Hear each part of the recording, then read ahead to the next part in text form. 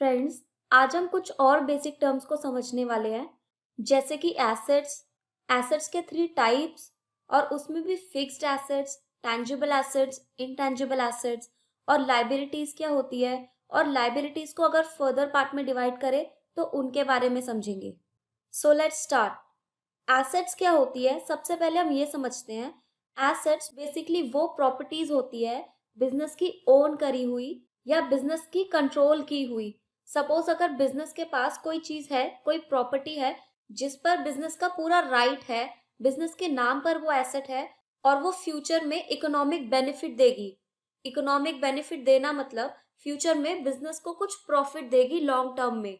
हो सकता है उसे बेचकर कुछ प्रॉफिट हो या फिर उसे यूज करके बिजनेस में कुछ प्रॉफिट हो। तो अल्टीमेट ऑब्जेक्टिव है कि एसेट्स सिर्फ वो ही चीज होगी जो कि बिजनेस ओन करता है और वो बिजनेस को फ्यूचर में इकोनॉमिक बेनिफिट दिलाएगी। इट कैन बी टैंजिबल और इनटैंजिबल। हो सकता है हम एसेट को देख सकते हो, टच कर सकते हो, और ये भी हो सकता है कि हम उस एसेट को ना देख सकते हो। लेकिन जब तक वो हमारे बिजनेस में फ्यूचर इकोनॉमिक बेनिफिट दिलाती रहेगी, तब तक वो हमारी एसेट ही रहेगी। और एसेट तभी होगी अगर वो मॉनेटरी टर्म्स में डिनोट करी जा सकती है, लाइक रुपीज, डॉलर, येन एटसेट्रा। और एसेट के कुछ एग्जांपल्स है, जैसे कि land, building, cash, bank account, trademark, furnitures, machinery, business में रखा हुआ स्टॉक या फिर ट्रेड रिसीवेबल्स, या फिर अगर हमने किसी को लोन्स या एडवांसेस दिए हुए हैं तो ये सारी चीजें हमारी एसेट का पार्ट होगी। बिकॉज बिजनेस का राइट है इनसे फ्यूचर इकोनॉमिक बेनिफिट जनरेट करने का, या तो इसे बिजनेस में यूज करके या फिर इसे सेल करके, जैसे कि स्टॉक। लेकिन अब बात करते हैं कि क्या क्या चीजें एसेट नहीं है।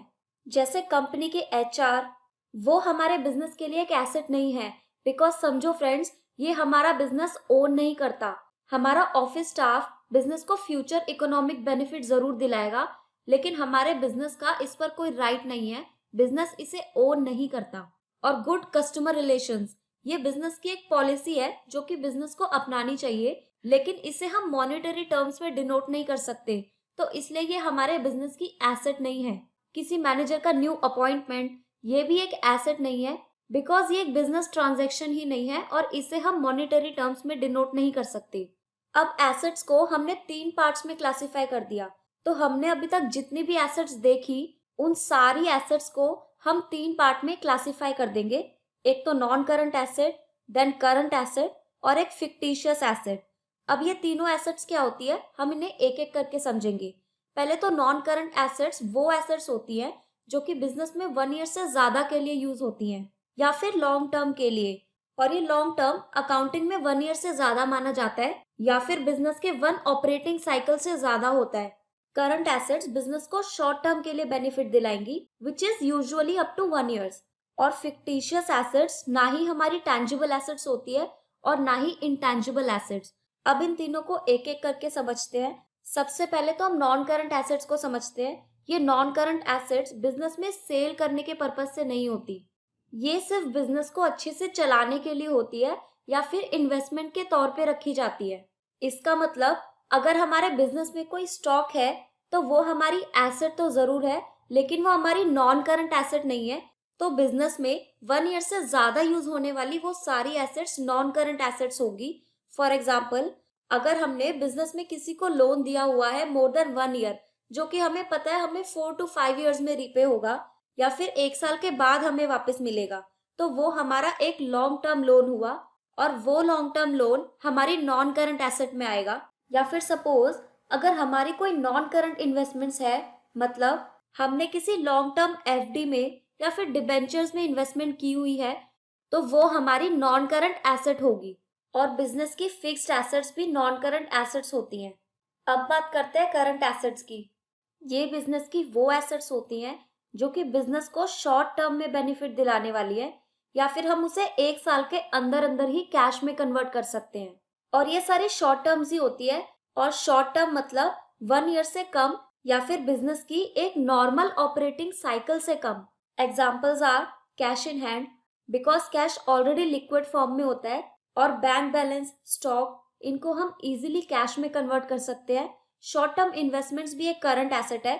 वो शॉर्ट टर्म इन्वेस्टमेंट्स जिनकी मैच्योरिटी नेक्स्ट 1 ईयर के अंदर अंदर ही होने वाली हैं, या फिर बिजनेस के ट्रेड रिसीवेबल्स जिन कस्टमर से बिजनेस को अभी पैसा लेना है वो बिजनेस के ट्रेड रिसीवेबल्स होते हैं, या फिर ऐसी कोई इनकम जो कि हमने अर्न तो कर ली है बट अभी तक हमें रिसीव नहीं हुई है, तो बिजनेस का राइट है उस इनकम को रिसीव करने का, तो वो भी बिजनेस की एक करंट एसेट ही होती है। अब बात करते हैं फिक्टिशियस एसेट्स को। ये फिक्टिशियस एसेट्स ना ही टैंजिबल एसेट्स होती है और ना ही इंटैंजिबल एसेट्स। तो ये फिक्टिशियस एसेट्स होती क्या है? ये फिक्टिशियस एसेट्स बिजनेस की एक मतलब वो एसेट्स होती हैं या फिर वो एक्सपेंसेस होते हैं जो कि 1 साल से ज्यादा की अकाउंटिंग पीरियड में हम राइट ऑफ करने वाले हैं। इसका मतलब क्या हुआ?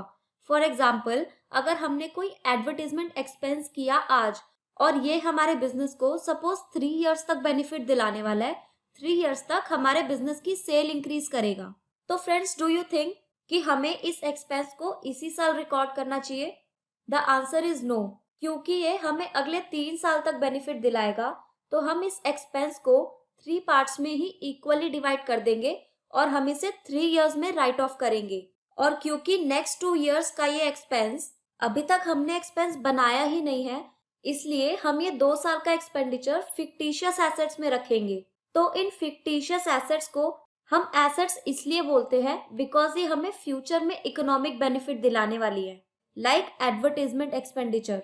बिकॉज अगर हम इन एक्सपेंडिचर को इक्वली डिवाइड नहीं करेंगे तो फर्स्ट ईयर में तो एक्सपेंडिचर बहुत ज्यादा हो जाएगा और सेकेंड और थर्ड ईयर में ये एक्सपेंस रिकॉर्ड ही नहीं होगा। इसीलिए अकाउंटिंग में इक्वालिटी लाने के लिए ये फिक्टिशियस एसेट्स का कॉन्सेप्ट लाया गया है।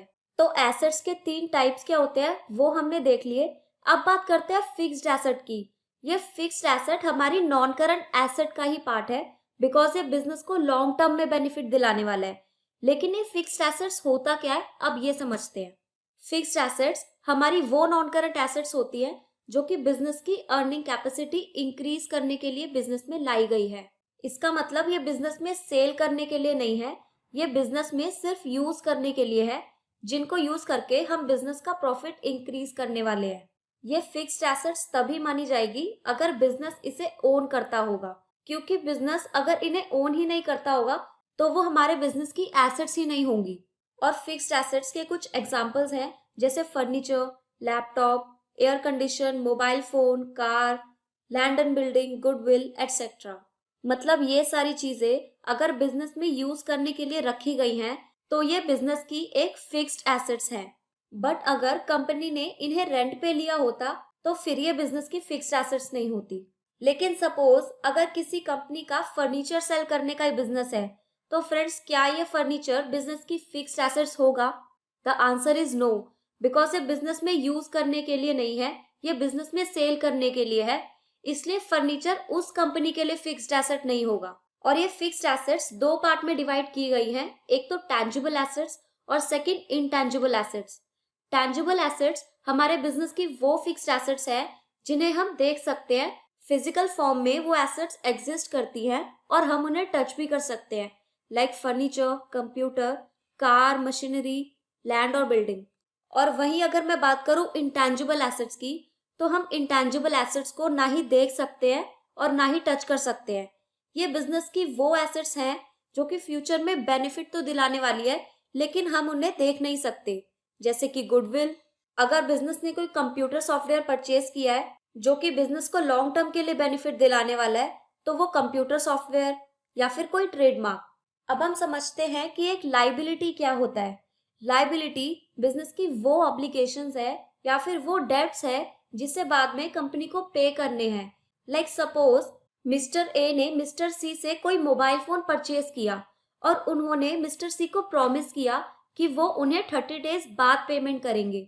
तो उन 30 डेज के लिए मिस्टर सी एक लाइबिलिटी बन जाएंगे मिस्टर ए के लिए, और जब तक मिस्टर ए वो मनी मिस्टर सी को नहीं दे देते तब तक मिस्टर सी उनके लिए एक लाइबिलिटी ही रहेंगे। तो लाइबिलिटी बिजनेस की वो डेब्ट्स है जो कि कंपनी को फ्यूचर में रीपे करने हैं।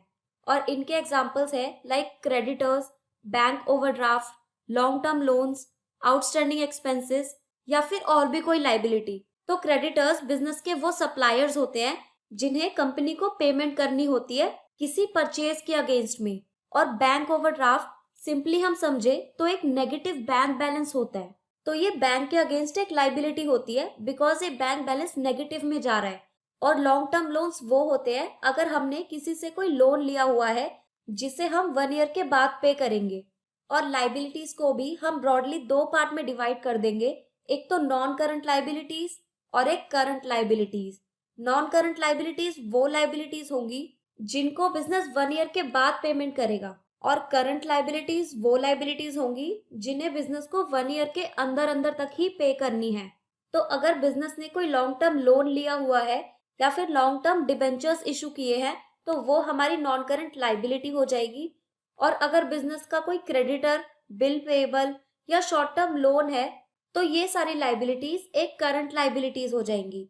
तो समझो करंट लाइबिलिटीज हमारी 1 साल के अंदर अंदर तक पे हो जाने वाली लाइबिलिटीज हैं, जो हम आज जानते हैं कि हमें 1 साल के अंदर अंदर तक इन्हें पेमेंट करनी है।